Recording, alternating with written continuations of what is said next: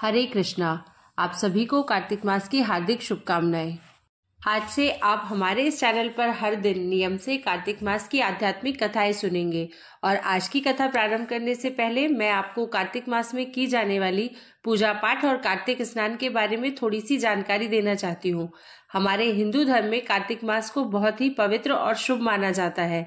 हिंदू पंचांग के अनुसार कार्तिक का महीना 8वां महीना होता है और इस पूरे महीने में धर्म, कर्म, जप, तप, व्रत, पूजा पाठ, स्नान, ध्यान, दान आदि करने से कई गुना पुण्य की प्राप्ति होती है। पूरे महीने में ब्रह्म मुहूर्त में उठकर स्नान किया जाता है। संभव हो तो पवित्र नदियों में स्नान करना चाहिए, नहीं तो घर पर भी नहाने के पानी में गंगाजल मिलाकर स्नान किया जाता है।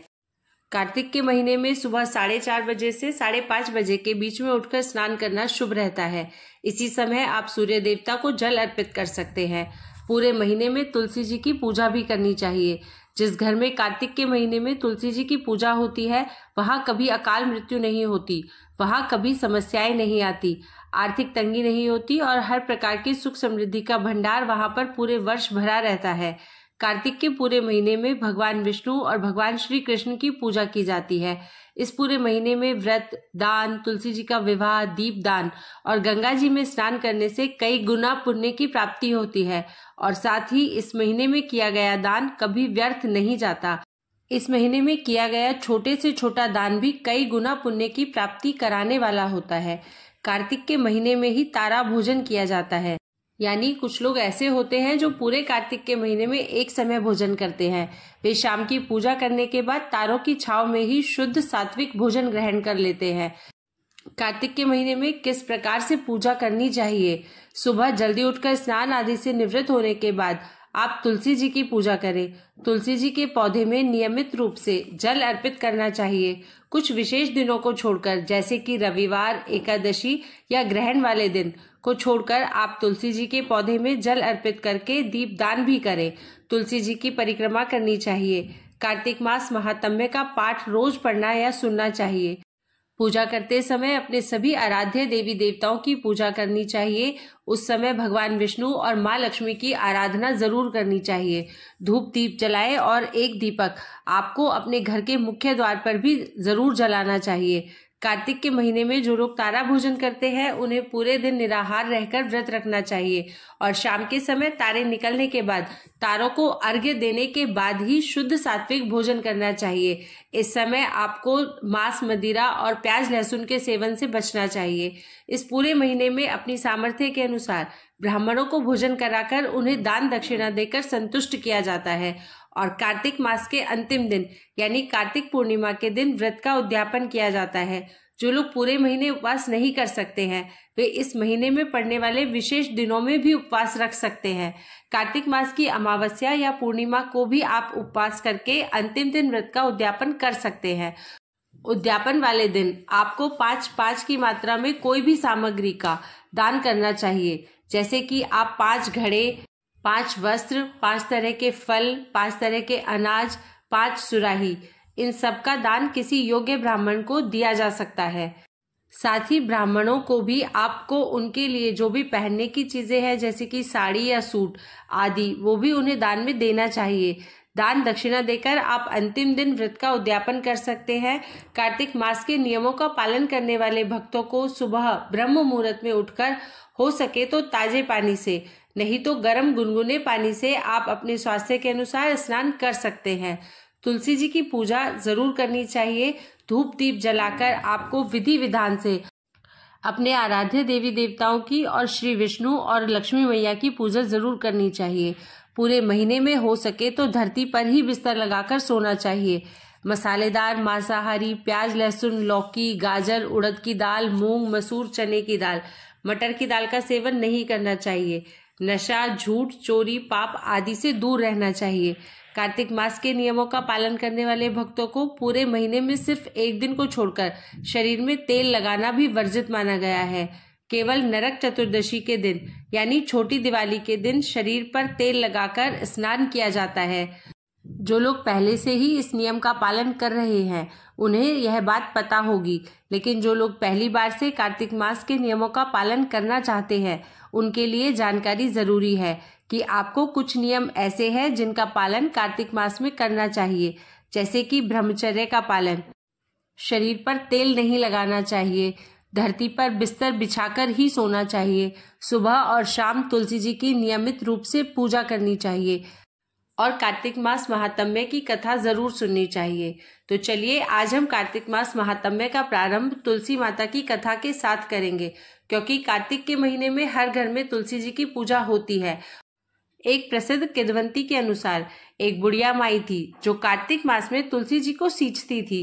जब वह जाती तो तुलसी माता से कहती कि हे तुलसी माता, सत्य की दाता, मैं तेरा बिरवा सींचती हूँ, मुझे बहू दे, पीले रंग की धोती दे, मीठा मीठा ग्रास दे, बैकुंठ में वास दे, अच्छी मृत्यु दे, चंदन का काठ दे, अच्छा राज दे, खाने को दाल भात दे और एकादशी के दिन कान्हा जी का कंधा दे। बुढ़िया माई की यह बातें सुनकर तुलसी माता धीरे धीरे सूखने लगी। तुलसी माता को इस प्रकार सूखते देखकर एक दिन भगवान श्री कृष्ण ने उनसे पूछा, हे तुलसी, तुम प्रतिदिन सूखती क्यों जा रही हो? तो तुलसी माता कहने लगी कि बस मेरे मन की बात मत पूछो। भगवान ने कहा कि अरे मैं नहीं पूछूंगा तो कौन पूछेगा? तुलसी माता कहने लगी कि एक बुढ़िया आती है और अपनी बात कहकर चली जाती है, मैं तो उसकी सभी बातें पूरी कर दूंगी, लेकिन कान्हा जी का कंधा कहाँ से लाऊंगी? तुलसी जी की यह बात सुनकर भगवान श्री कृष्ण कहने लगे, वह बुढ़िया मरेगी तो मैं अपने आप ही बुढ़िया माई को कांधा देने आ जाऊंगा, तुम बुढ़िया माई से यह बात कह देना। इसके बाद कुछ दिनों के बाद बुढ़िया माई की मृत्यु हो गई। उसकी मृत्यु पर सारा गांव इकट्ठा हो गया और उसका अंतिम संस्कार करने के लिए जब गांव के लोग उसे अर्थी पर उठाने लगे तो वह बहुत भारी हो गई, जिससे उस बुढ़िया माई की अर्थी लोगों से हिली तक नहीं, अर्थात बुढ़िया माई की अर्थी टस से मस भी नहीं हुई। सभी कहने लगे कि यह तो बहुत संस्कारी थी, बहुत पूजा पाठ करती थी, इस बुढ़िया ने कभी कोई पाप भी नहीं किया, फिर आज मरने के बाद ये बुढ़िया इतनी भारी कैसे हो गई? बूढ़े ब्राह्मण के वेश में भगवान कृष्ण वहां आए और कहने लगे, अरे यह भीड़ कैसी है? तब गांव वाले कहने लगे कि एक बुढ़िया माई मर गई है और वह तो इतनी पापिन थी कि आज उसकी अर्थी ही नहीं उठ पा रही है, बहुत भारी हो गई है। भगवान श्री कृष्ण कहने लगे, अरे भाइयों, जरा मुझे इस बुढ़िया माई के कान में कुछ कहने दो, फिर यह अर्थी उठ जाएगी। भगवान कृष्ण उस बूढ़ी माई के पास गए और उसके कान में कहने लगे, माई तू अपने मन की कर ले, पीताम्बर की धोती ले, मीठा मीठा ग्रास ले, बैकुंठ में वास ले, चटक की चाल ले, चंदन का काठ ले, झालर की झनकार ले, दाल भात को जी और कान्हा जी का कंधा ले। भगवान की बातें सुनते ही बुढ़िया माई हल्की हो गई। भगवान कृष्ण अब उसे अपने कंधे पर ले गए। इस प्रकार बूढ़ी माई को मुक्ति मिल गई और वह भगवान के धाम बैकुंठ लोक को चली गई। हे तुलसी माता, जैसे आपने बुढ़िया माई की लाज रखी, वैसे ही इस कथा को कहने, सुनने और हुकारा भरने वाले सभी भक्तों की लाज रखना। जैसे भगवान श्री कृष्ण ने उसे कांधा दिया, वैसे ही हमें भी कांधा देना। प्रेम से बोलिए तुलसी माता की जय, भगवान श्री कृष्ण की जय। अब सुनिए कार्तिक मास महात्म्य का पहला अध्याय।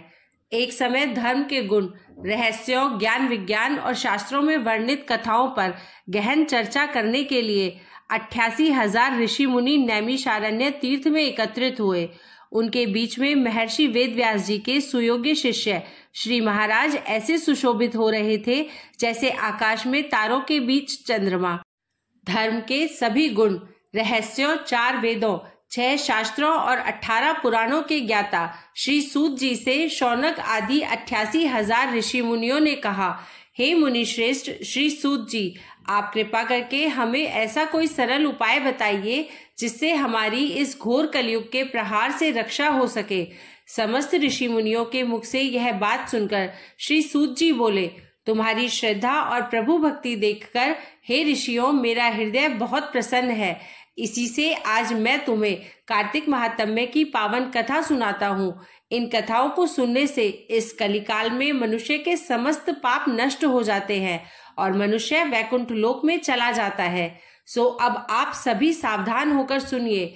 एक समय सभी जीवों का भला चाहने वाले ब्रह्मा जी के पुत्र श्री नारद मुनि ब्रह्म लोक में पहुंचकर जगत के रचयिता श्री ब्रह्मा जी को नतमस्तक प्रणाम करके विनीत भाव से पूछने लगे, हे जगत पिता, कृपा करके आप कोई ऐसा धर्म उपदेश सुनाने की कृपा करें जो इस कलयुग में सभी पापों को नष्ट करके मोक्ष देने वाला हो। नारद जी की श्रद्धा युक्त बात सुनकर श्री ब्रह्मा जी कहने लगे, हे पुत्र, तुमने संसार के कल्याण के लिए बहुत उत्तम बात पूछी है। तुम्हारी भगवान के चरणों में सच्ची श्रद्धा और भक्ति देखकर आज मैं तुम्हें कार्तिक मास का पावन महात्म्य सुनाता हूँ, जिसके पढ़ने और सुनने से मनुष्य के सभी पाप नष्ट हो जाते हैं और वह इस संसार में सुख भोग कर अंत में वैकुंठ लोक को जाता है। यह कार्तिक मास भगवान को अत्यंत प्रिय है। कार्तिक मास में किया हुआ व्रत, दान, नियम, संयम, पूजा पाठ, कथा श्रवण और भगवान के नाम का जप कीर्तन अत्यंत पुण्य प्रदान करते हैं।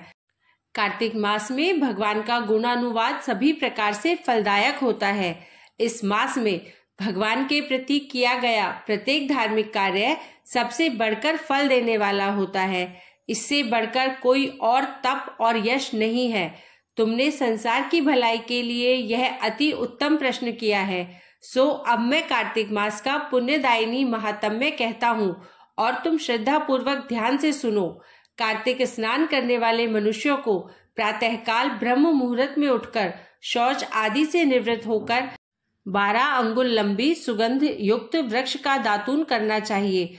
परंतु याद रहे कि श्राद्ध, सूर्य अथवा चंद्र ग्रहण और एकम, अमावस्या, छठ, नवमी, एकादशी और रविवार को दातून नहीं करनी चाहिए। जिस दिन दातून नहीं करनी हो उस दिन पानी से 12 बार कुल्ला करके मुंह को खूब साफ कर लेना चाहिए। जब 2 घड़ी रात्रि शेष रहे तब काले तिल, चंदन, चावल, पुष्प, कुशा लेकर तालाब, कुंड, नदी, संगम अथवा किसी भी तीर्थ स्थान पर जाएं। वहां हाथ जोड़कर प्रार्थना करें कि हे भगवान, आप और श्री लक्ष्मी को प्रसन्न करने के लिए मैं समस्त कार्तिक मास में स्नान करूंगा अथवा स्नान करूंगी। इस प्रकार प्रतिज्ञा करके श्री गंगा जी, श्री शिव जी, सूर्यदेव और विष्णु भगवान का ध्यान करके नाभि तक जल में प्रवेश करके अच्छी तरह से स्नान करें। फिर जल से बाहर निकलकर देवता, ऋषि और पितरों का तर्पण करें। स्नान करके भेड़, बकरी की धूल से बचना चाहिए और छींक, थूक, कुत्ता, कौआ, ऊंट, उल्लू आदि से भी बचना चाहिए। अगर भूलवश इनमें से किसी का स्पर्श हो जाए तो फिर से स्नान करना चाहिए। मिथ्यावादी अर्थात झूठ बोलने और नीच प्रवृत्ति वाले मनुष्य से वार्तालाप नहीं करना चाहिए। इसके बाद षोडशोपचार विधि से भगवान का पूजन करना चाहिए। भगवान को जल का अर्घ्य देकर प्रार्थना करनी चाहिए, हे भगवान, आप श्री राधा जी सहित मेरे इस अर्घ्य को ग्रहण कीजिए। इस प्रकार प्रार्थना करके आवाहन, पाद्य, अर्घ्य, आचमन, स्नान, वस्त्र, चंदन, अक्षत, पुष्प, धूप, दीप, नैवेद्य, तांबुल, पुंगी फल, दक्षिणा, नमस्कार, यह 16 चीज मूर्ति को अर्पित करते हुए तुलसी जी की मंजरी से भगवान की षोडशोपचार विधिवत पूजा अर्चना करनी चाहिए। श्री ब्रह्मा जी बोले, हे पुत्र, जो व्यक्ति तुलसी की मंजरी सहित भगवान शालिग्राम का एक बूंद चरणामृत पान करता है वह ब्रह्म हत्या जैसे बड़े बड़े पापों से मुक्त होकर वैकुंठ लोक को प्राप्त करता है। इसमें कोई संदेह नहीं। जो भगवान शालिग्राम की प्रतिमा के आगे अपने पितरों का श्राद्ध करता है उसके पितरों को तत्काल वैकुंठ की प्राप्ति हो जाती है और वह मोक्ष की प्राप्ति कर लेते हैं। जो भगवान श्री शालिग्राम की मूर्ति दान करता है उसे समस्त पृथ्वी के दान का फल प्राप्त हो जाता है। जो भगवान शालिग्राम की प्रतिमा को बेचता है वह महान कष्ट भोगता है। इसलिए कभी भी श्री शालिग्राम की मूर्ति को बेचना नहीं चाहिए। श्री विष्णु भगवान का पूजन शंख के जल से करना चाहिए। श्री शिव जी का पूजन बेल पत्रों से, सूर्य का तुलसी जी से, गणेश जी का पूजन धतूरे के फूलों से, श्री विष्णु का पूजन कमल के फूलों से और श्री महालक्ष्मी जी का पूजन मालती या फिर चंपा के फूलों से करके प्राणी परम पद को प्राप्त कर लेता है। परंतु जो भगवान को परंपरा से तुलसी से भगवान शालिग्राम की पूजा करता है उसकी महिमा का वर्णन तो कोई कर भी नहीं सकता।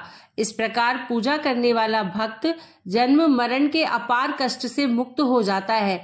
जिसकी मृत्यु तुलसी माला धारण किए हुए होती है वह जीव बिना किसी रोक टोक के सीधा वैकुंठ धाम को चला जाता है।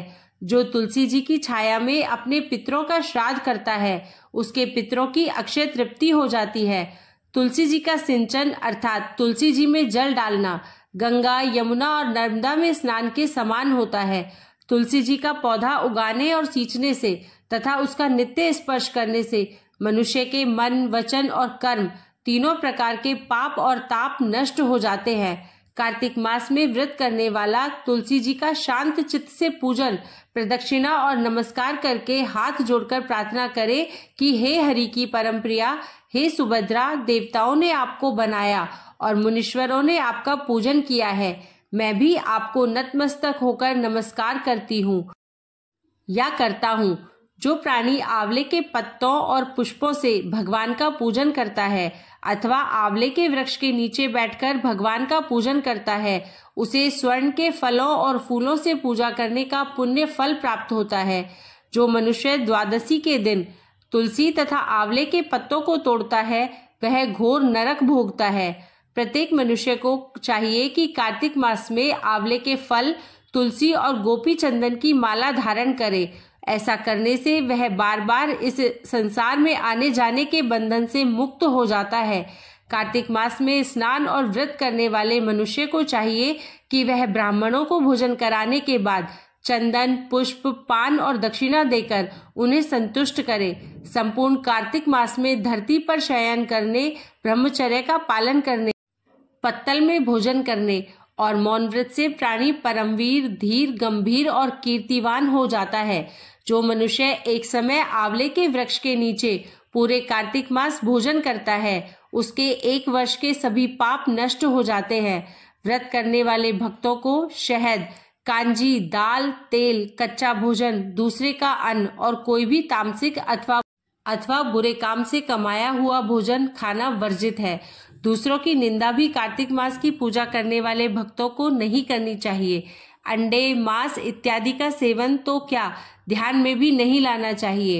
मिट्टी में उत्पन्न हुआ नामक मसूर, बासी भोजन, तांबे के पत्र में डला हुआ दूध इत्यादि ये सब मांस के समान ही माने जाते हैं, इसलिए इनका भी प्रयोग नहीं करना चाहिए। केवल अपने लिए ही बनाया हुआ भोजन भी मांस के समान होता है, इसलिए किसी दूसरे को भोजन कराने के बाद ही स्वयं भोजन करना चाहिए।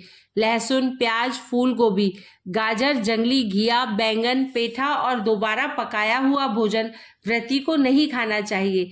रजस्वला स्त्री और पाखंडी आदि से भूलकर भी बातचीत नहीं करनी चाहिए। एकम को पेठा, दूज को बैंगन, तीज को गोभी का फूल, चौथ को मूली, पंचमी को बेलफल, छठ को कलिंदा, सप्तमी को आंवला, अष्टमी को नारियल, नवमी को जंगली घिया, दशमी को परमल, एकादशी को बेर, द्वादशी को मसूर, त्रयोदशी को पान, चतुर्दशी, अमावस्या और पूर्णमासी को किसी भी फली का साग भूलकर भी नहीं खाना चाहिए। जय श्री हरि विष्णु। आज की यह तुलसी कथा और कार्तिक मास अध्याय 1 समाप्त हुआ। इसके आगे की कथाएं आप अगले अध्याय में सुनेंगे। उम्मीद करती हूँ कि यह वीडियो आपको पसंद आई होगी। अगर यह जानकारी पसंद आई हो तो कृपया वीडियो को लाइक करके चैनल को अभी सब्सक्राइब करें और बेल आइकन को प्रेस कर दें। मिलते हैं कल दूसरे अध्याय के साथ। तब तक के लिए जय श्री कृष्णा, जय श्री राधे।